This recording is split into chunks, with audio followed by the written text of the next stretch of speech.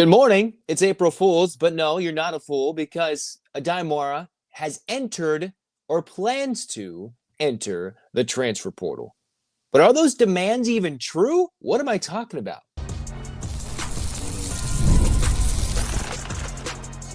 You are Locked On UCLA, your daily podcast on the UCLA Bruins. Part of the Locked On Podcast Network, your team every day. Welcome, everybody, to this edition of the Locked On UCLA Podcast. I'm your host, Zach Anderson-Yoxsimer. Thanks for making this show your first listen each and every day. It's free wherever you get your podcast, and it's available on YouTube. Like, comment, subscribe, download. Thanks for your support. It's your team every day. This episode is brought to you by Game Time. Download the Game Time app, create an account, use the code LOCKEDONCollege for $20 off your first purchase. Where we get started, of course, the big news that was breaking in the midst of the evening on March 31st in 2025. Last night, if you were paying attention on this podcast, I talked about the news that broke on Bro Report that UCLA's Aday Mara was not returning to UCLA. And then the LA Times with Ben Bulge confirmed it via different sources. And now, looking at what Jonathan Givney posted, he's somebody who works with the Draft Express, looks at the NBA prospects in the portal. Givney posted that Aday Mara plans to enter the transfer portal, which means there's so many questions going on about this, right? Is it a big bag that's influencing Mara? Is he frustrated at Cronin? Is the family frustrated at Cronin? Is he going to go test the waters internationally? And with him entering the portal, obviously, it keeps all of his options open, but there's still so many questions. And then there has been more information released from Bro Report about how the scenario unfolded on Monday with Aday Mara coming apparently to UCLA with demands. And it was posted with Bro Report, and I saw it circulating around social media. And there's always three parties we have to realize that are involved here. There's the coach/coaching staff, the program, the player, and then there's the outside influences. All right. So there's three. You have the player who is his own individual person, Mick Cronin and his staff and all that stuff. And the family, outside influences, potentially all those things that can be involved here. What we know is that Aday Mara went to Spain for spring break. He came back and negotiations that seemingly were in hand, not agreed upon, but in hand, broke down significantly. From what I've seen from Bro Report that was posted about more insights about the indications, it seemed like Aday Mara wanted to go to Spain a lot more, have full control of when he can go to Spain, be there during the whole summer, during the season, control his playing time when he practiced, and then still practice with the team when it looked like he wasn't going to return. And all that didn't lead it to an increase in NIL ask, but demands on and off the court things that apparently he asked himself off the court when he was sick. And maybe it wasn't Mick Cronin's fault. Now, to make sure we're not throwing all of Aday under the bus, of course, there were times it seemed like Cronin was sitting there, like, was he not using him the right way? Clearly, UCLA was uber successful, super successful when Aday Mara played just 15 minutes in a 40-minute basketball game. And then there's always the side of what happens when a kid goes home and gets influences, gets voices in his head.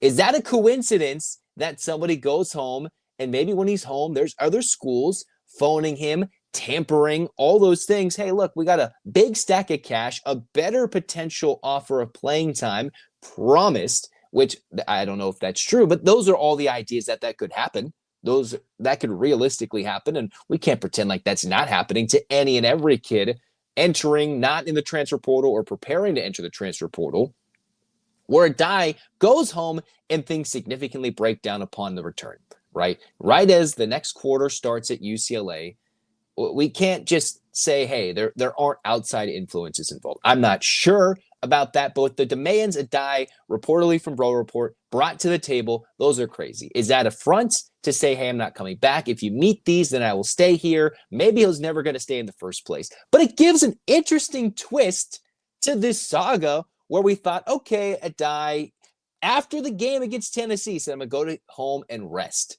Well, that happened, and it went completely crazy. So is it Mick Cronin to blame? Is it Aday to blame? Is it neither party, or are they all to blame? I think maybe a little bit of all the above, all right? Clearly, if UCLA could have gotten Mara healthy from the beginning in the offseason from his freshman to his sophomore year, got him playing right away, and not have to play this weird game till January where he emerged in the Wisconsin game, then UCLA probably could have had a clear shot at keeping him and retaining talent, and UCLA would be that top 5 talent that, say, John Rothstein believes they can be now with the addition of Donovan Dent. But with Mara heading to the portal, it makes me wonder, is he going somewhere with a big stack of cash? Someone who might meet these demands or might just have used those demands as the way to say, hey, I'm not coming back unless you meet them. I don't know. It just seems crazy that a kid would come out of nowhere and offer those things. But we can't, you can always wonder, the outside influences have big impacts on kids that are 18, 19 years old. They really do. As much as they are technically an adult, Cronin probably still thinks of them as kids. So, even though they're an adult, everything, the influence by outsiders, by the family, anything from people back home can make significant impact in decision-making. In a week's worth of conversations, you come back and things completely change. That is absolutely crazy. That all these demands change from, I want to go home whenever I want, practice, pull myself out, all these things that are they all true? They have been reported on as insights, and I can't confirm whether they're true or not, but it is just crazy that all that together has led to Aday Mara leaving. Now, UCLA has to immediately pivot, where some of the best bigs are already getting offers and fielding offers from other teams and are finalizing their top 5s into top 3s and are going to commit by the end of the week, by the end of the day, by the end of the hour maybe. And it puts them in a rough spot where some of the best players in the portal were committing on the day Aday Mara played UCLA the fool, albeit a day early, and turned them into, oh, yeah, hey, we're just the jilted program sitting there at the NIL offer table. And instead, that now we're wondering, UCLA just lost William Kyle III. He's already committed to Syracuse. I wonder if his role or if his talent played a role in it, but maybe the expectation that Aday Mara is coming back and Kyle's like, I'll go elsewhere, where now there is a clear need for somebody to play the 5, undersized or not, for UCLA. Kyle can't play that role. He's going to Syracuse. Aday Mara is clearly not returning to UCLA. The breakdown to where now all the UCLA fans are like, wait a minute, Aday, the fan favorite, how could you? This is not Anakin Skywalker necessarily turning into Darth Vader, but come on, this is a kid that showed some promise. And if this is true, where all these demands are actually true and it's a shift of character out of nowhere, that just doesn't all seem to be like true, right? If that just, there has to be other immediate impacts. So I don't want to necessarily come out and say, Cronin, you're at fault. Aday, you're at fault. Family or whoever's influencing you're at fault. But there's always other factors at play that make this a weird, unique situation. If you haven't read it in a Bro Report, haven't seen it, those were really posted about potential insight to Aday Mara coming to the table and just completely wiping out whatever may have been agreed upon before he left and then came back. And then Mick Cronin's going to be like, excuse me? No. We can do better or similar or get a better team player. I don't know where they're going to go, but I'm going to try and give you some of the best names at this moment, at this recording, as to who might be available. But Aday Mara in the portal means somebody might throw him a big bag. He may test the NBA waters, and there's still always the possibility he goes back home and stays and plays overseas, plays in Europe, and works his way through the Spanish national team system until he can eventually make it to the senior team. Okay? But boy, what a change of events. From Friday to get Donovan Dent to now April Fool's Day, we got played by this situation where the most important piece you could argue to return was Aday Mara, and now he's not. Whatever you think about him or Mick Cronin, it has been flipped. And I'm not sure we'll even get the full story until much later.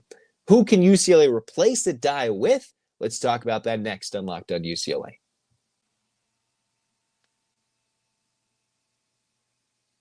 Man, you ever check your bank account and wonder, where did all my money go? Between dining out, man, that's a lot of money I spent.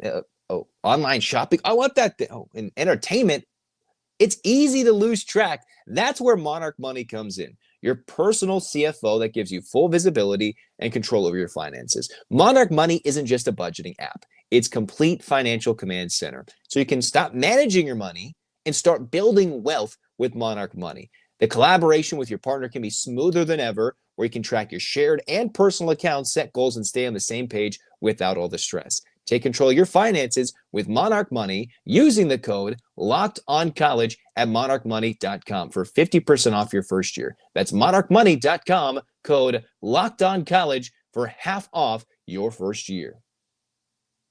Imagine watching your favorite team live, feeling the energy of the crowd, witnessing the unforgettable moments. There's nothing like experiencing a big game in person, and getting tickets shouldn't be stressful. That's where Game Time comes in, makes it easier than ever to grab last-minute tickets at unbeatable prices. In my experience at Game Time, maybe you're trying to go with a group of friends. You're like, let's get a big group. You get your big group of tickets, and then more friends want to join. And you're like, oh, wait, how do we get tickets in a similar section for similar great prices? Well, Game Time had my back. It's like, okay, let's get my friends over here and get them cheap tickets in the same section for a game we all want to go to. Win-win with Game Time, because Game Time Picks is the curation that makes it easier to find better value for tickets to sports, concert, theater, whatever you like, comedy, etc. It gives you that peace of mind with seat views before you buy, no surprise fees, and a lowest price guarantee, booking with total confidence. Take the guesswork out of buying tickets with Game Time. Download the Game Time app, create an account, use the code LOCKEDONCollege for $20 off your first purchase. That's LOCKEDONCOLLEGE, LOCKEDONCollege for $20 off. Download Game Time today. Last minute tickets, lowest price guaranteed.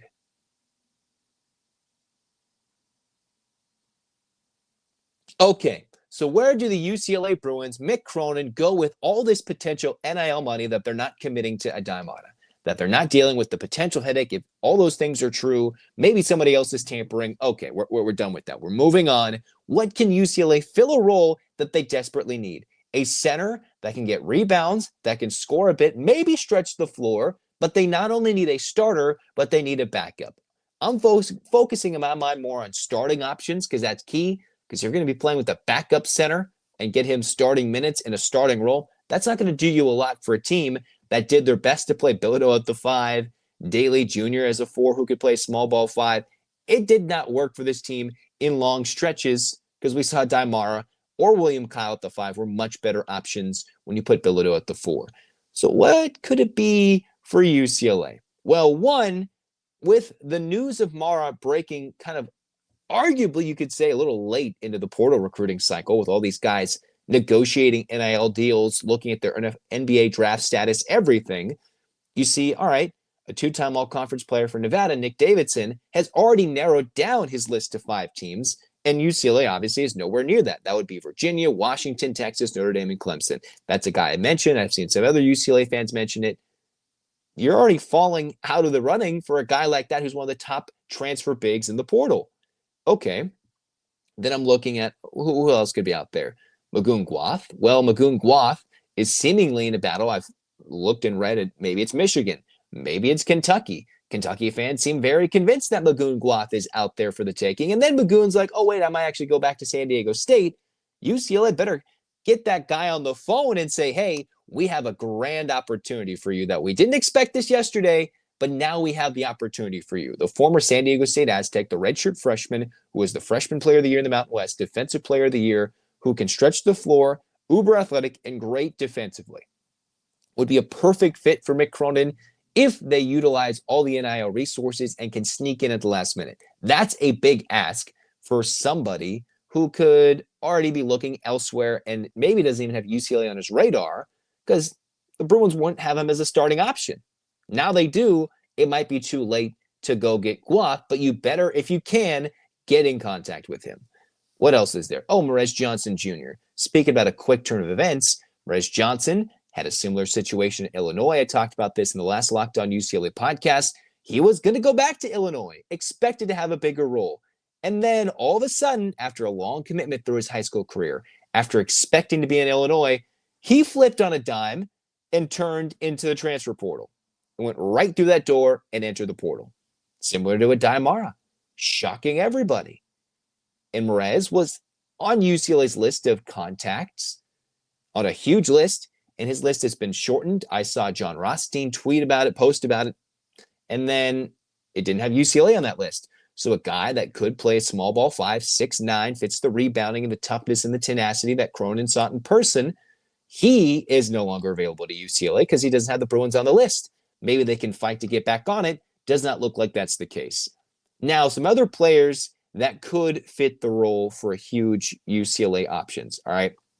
Flory Badunga from Kansas, an underutilized freshman recruit because Kansas utilized Hunter Dickinson, KJ Adams, and Badunga, 6'9" freshman who for a while was in Kokomo, Indiana. So Indiana wants to get him recruited. Maybe Michigan wants another big man, right?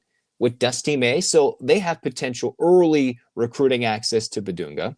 And I believe he has a do not contact tag. From what I've read, I could be mistaken on that. But Flory Badunga is a guy that comes in. I'm going to tell you his numbers. They're not going to be outstanding, but as we told you before with the Aday Mara's numbers, they don't tell the whole story. Badunga, 6 points, 5 rebounds per game. And in his freshman season, 54 blocks for a guy that averaged 16 minutes a game in 34 games played. 54 blocks while playing 16 minutes per game. That's a guy where, okay, Mick Cronin likes his centers, his big men a little undersized. Flory could play a bit bigger than what his listed height is with the athleticism and the rebounding tenacity. He could fit a role that if UCLA gets the numbers, Kansas probably was not expecting him to leave. And he also left maybe the door open to go back to the Kansas Jayhawks. But at this point, now more guys, more teams are losing key centers, key pieces unexpectedly. I don't know if he goes back to Kansas. He is near the top, if not at the top, at centers available in the portal at this very moment. And maybe he's committing right as I speak. So if you're listening, he's like, oh, he's committed. Maybe he is. Okay. But he was open for business right as I'm talking. Okay. So Badunga would be a great option. And hey, we'll see what happens. Another one that's unique, Henri Veesaar. UCLA faced off against him in their battle in Arizona. Veesaar, an honorable mention in the All Big 12 list as a redshirt sophomore, has had to battle for time. It's been with Arizona for a long time, a guy we haven't really heard his name all too often. And in his career, has played 66 games with 5 starts. But this year truly blossomed to the tune of 9 points, had 42 blocks, 25 steals, decent amount of assists, and 5 rebounds per game in a 7-foot frame.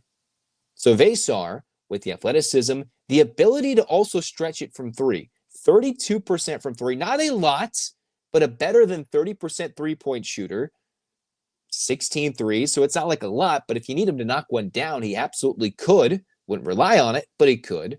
13.6 rebounds in the battle from Arizona against Duke, playing 28 minutes off the bench.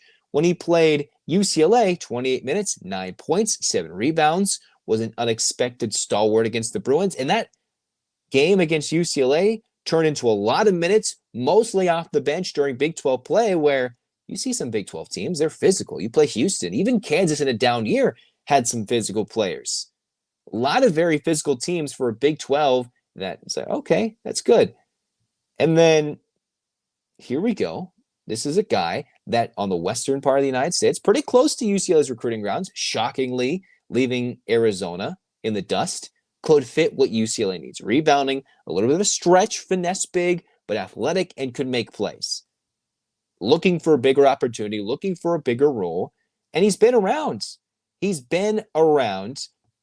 He played in 29 games in 2023, did not appear in any games in 23 to 24. So this is a guy that's battled around. It's another, mind you, it's another international big, but I would think with Cronin, having seen him in person, he's been in the Arizona program for a few years, a little different than going direct international recruiting, where Mick Cronin, we've seen, okay, that experiment has not worked. And the class of 2023 might be one of the most infamous failures of any UCLA recruiting class of all time. Okay, we'll see how Brandon Williams turns out if he stays at UCLA and blossoms. But so far, of those guys that committed in 23, not here, back home, going elsewhere, in the portal, committed elsewhere, already played elsewhere, that has become a failure. So my mind has Flory, Magoon Gwath, and Veesaar. Flory's probably already hearing from people. Magoon is certainly deep in negotiations with people. Veesaar could be a unique fit as that guy looking for a bigger role, and UCLA now has that golden opportunity on a platter for anybody who wants it with some NIL opportunities. And I would assume Veesaar's cheaper than Mara. cheaper than most of these options. And then UCLA could find somebody else who could be maybe a bench player. Considering Veesaar started 6 games, maybe he could be that second big man or a guy willing to come off the bench and be that 6th player of the year. We'll find out. But we know Mick Cronin likes to play 7-foot players coming off the bench, whether Aday Mara asked out of the game or not, which is one of those crazy requests. Okay? All right. Now we'll see what the Bruins do with that recruiting. But that is the key. That is a focal point for Mick Cronin now to replace Aday Mara. That's not the issue with Cori Close right now. Her issue is how to stop Paige Buckets, Fudd, Sarah Strong in a Final Four matchup that could define her coaching legacy at UCLA and turn the Bruins into a mini dynasty if they get to the national championship game, or just a good year and still wait till next year. We'll talk about that next on Locked On UCLA.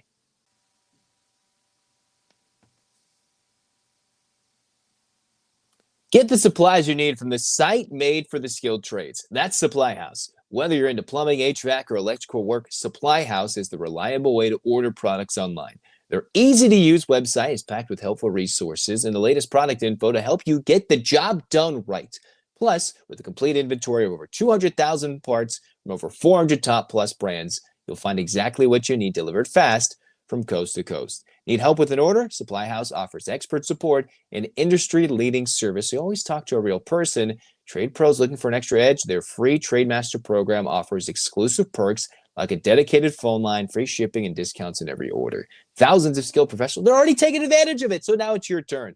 Join the Trade Master program today at supplyhouse.com/TM and start ordering plumbing, HVAC, and electrical supplies with just a few clicks. Plus, use the promo code SH and the number 5, SH5, for 5% off your first order. That's supplyhouse.com. The NCAA tournament is here, and so is the bracket breakdown. Locked On Podcast Network and Amazon Fire TV channels are teaming up to deliver NCAA tournament coverage like never before. Watch studio shows featuring former players and Locked On's local experts as they guide you through every upset, buzzer beater, and bracket matchup. Stream it all for free on Amazon Fire TV channel. Search Bracket Breakdown to see it all for free. It's your team every day.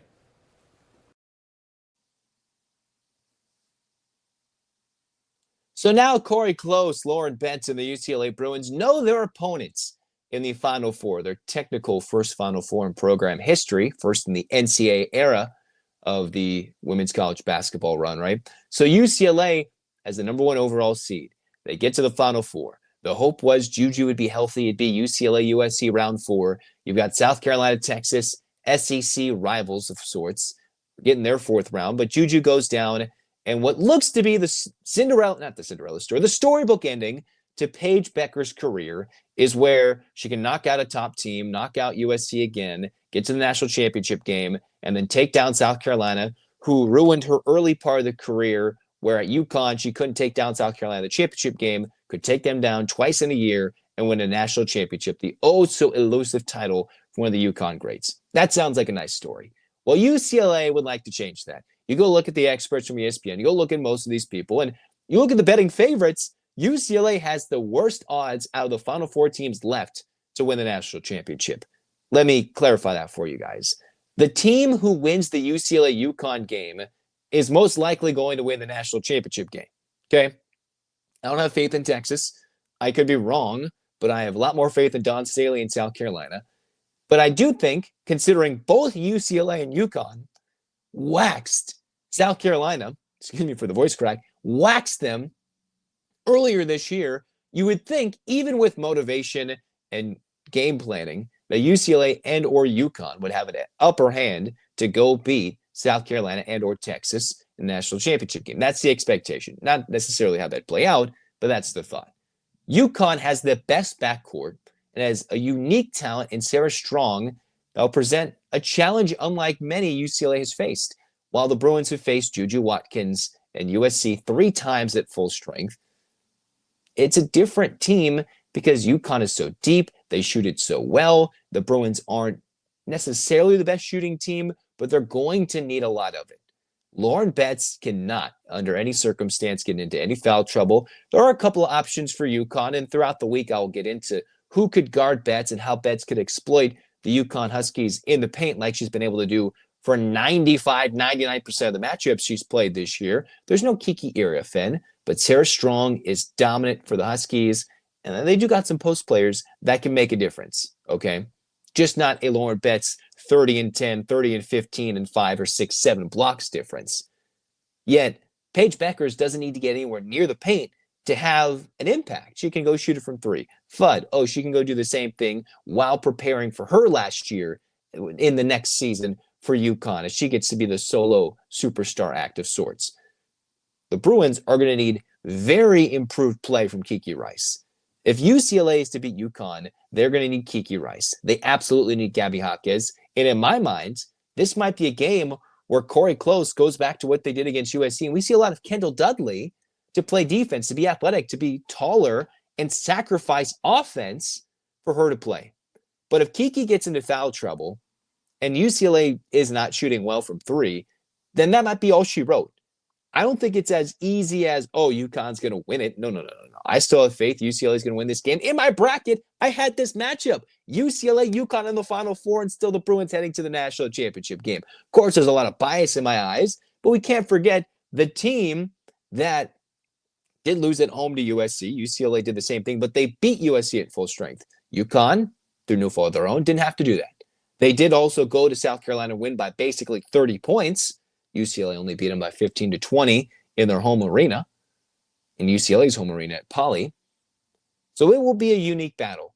UConn strengths versus UCLA strengths, which isn't necessarily a weakness for either club, but if UConn and Paige is shooting really well, if Paige Beckers shoots extremely well, then UCLA is going to have to make up for it by London Jones, Timea Gardner, not equaling it, but keeping it respectable in the three-point shooting range, while Lauren Betts needs to feast and not get into any foul trouble like she did against LSU, which was the worst foul trouble that she had been pretty much in her entire collegiate career. I don't think that UConn is going to have the same ability, physicality-wise, to get games into Lauren Betts' head or just like get her into foul trouble early. I don't think that's the case, but each game plays differently. Some whistles are quicker. I think Lauren Betts has the respect as one of the best players in the country that she might not get that quick whistle even on a big stage. But if she does, that's where it gets dangerous. If UCLA goes small against UConn, I don't think they can. They need Dudley probably to get a lot more minutes. I wonder if Gardner is athletic enough to keep up with the quickness of the UConn guards, but they do need her shooting. And London Jones must have a good game, and Kiki needs to show up in this game. I've given her a lot of praise. Didn't have her best game against LSU. Was somewhat in foul trouble, needs to have one of her best games. And this is where Jaquez can go run around, chase maybe Paige Beckers, go chase around Fudd, and needs to play both sides. Not that she doesn't, but Gabriela Jaquez needs to get buckets, rebounds, and defend. And she is one of the most important pieces, like she was in the UCLA win over LSU, and she also will be in UCLA's matchup against UConn. A lot more to discuss, a lot more to digest when they go play that Friday night in Tampa, Florida. UCLA, reminder, more than a day's rest compared to UConn. UConn had the the Monday night West Coast game for a team that's on the East Coast, so they had to travel to get back. I'm not sure what their travel schedule was. UCLA, staying on the same coast, stays in their time zone, had a matinee Sunday afternoon game. So they have the rest, they have the scouting advantage. I'm not going to doubt Gino Horiema or Paige Beckers, but hey, maybe that rest can play to their advantage as being the number 1 overall seed in Spokane 1 versus Monday night and seeing if they can turn it around quickly. I believe the Bruins can do it, but we'll talk more in depth about it as the game comes up. And of course, we will have the reaction after that Final Four game. We will post it live. It is the second of the 2 Final Four matchups as UCLA looks to win their first ever game in the Final Four in the NCAA era of women's college basketball and win, potentially, technically, the program's first national championship. Again, that would be in the NCAA era. But until then, hands up, Bruins fans. Like, comment, subscribe, download these Locked On UCLA episodes. Thanks for your support. Subscribe, hit that button. Thank you for all your support, all your views. Hands up. And 1, 2, 3, 4, 5, 6, 7, 8. UCLA, fight, fight, fight. This has been Locked On UCLA. Zach signing off. Go Bruins.